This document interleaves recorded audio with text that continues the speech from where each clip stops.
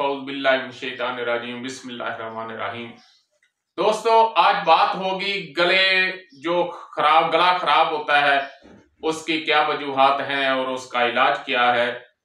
तो एक होता है गला जो है उसमें बलगम जो है वो होती है लेकिन उसमें दर्द नहीं होती। उजलाती असाबी और उजलाती गुद्दी बिगड़ी हुई नब्ज जो होगी उसमें गुद्दत जो है वो चौंके फूल जाते हैं। तो आपके पास कोई मरीज आता है तो आप कह सकते हैं कि आपका जो गला है, गले के जो गदूद हैं वो फूले हुए हैं। तो चौंके गदूद फूल गए हैं, उसकी वजह से रास्ता जो है वो तंग होता है और कोई चीज जो है मुश्किल से खाई जाती है, तो इसमें जो है वो दर्द नहीं होती। तो इसके लिए आप तारे मीरे का तेल इस्तेमाल कर सकते हैं या फिर सरसों के तेल में अजवाइन देसी जो है वो जला लें और थोड़ा सा तारे मीरे का तेल भी डाल लें। तो उससे आप मालिश करेंगे तो इंशाल्लाह एक दो दफा मालिश से ही आपके जो गले हैं वो ठीक हो जाएंगे। ये उजलाती असाबी और उजलाती गुद्दी बिगड़ी हुई जो नब्ज होगी उससे ये मामला पेश आएगा।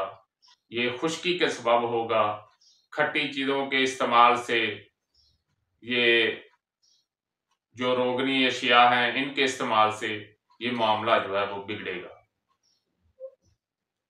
और दूसरा,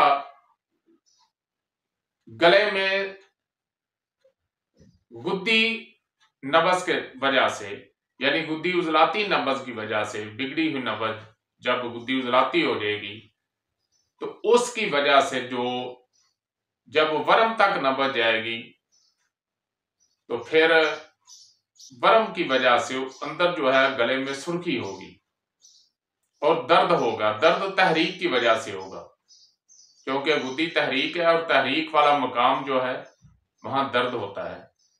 तो जब तहरीक जो है वो वर्म के मकाम तक जाएगी तो इसमें सुर्खी भी होगी और दर्द भी होगा। तो इसको आपने क्या करना है, रेठे का कावा बनाएं। रेठे का जो छिलका है ऊपर वाला,